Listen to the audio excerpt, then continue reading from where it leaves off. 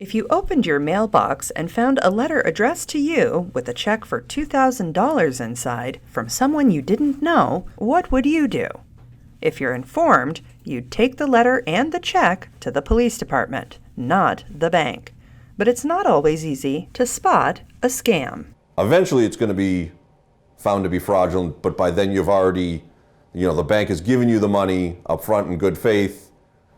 You go and buy gift cards, send them off, only to find out that the check, maybe a week or 2 weeks later, eventually came back as fraudulent. So the bank takes the money back, and you're out the money for the moment. Check fraud scams are just one of many types of scams happening right here on Cape Cod. The IRS scam has been out there for quite a while.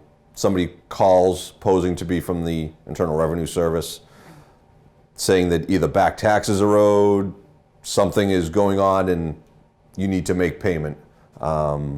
There's fraudulent checks. There's dating sites. People think they're getting into a relationship online.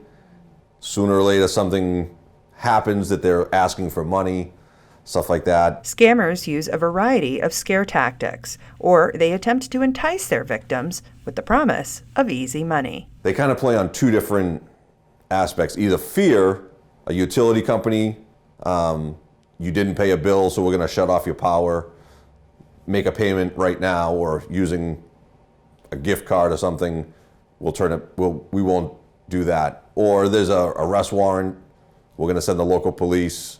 Or the other is, you won something, we want you to do something for money, and we'll let you keep the remainder. So there's kind of the fear aspect, and then, hey, you're lucky you won something, but you got to give us some money first to cover the taxes, do something like that. Scammers use technology to mislead their victims. Because of the technology today, caller ID, people bring in, I have the caller ID number, I have the phone number, I have their name.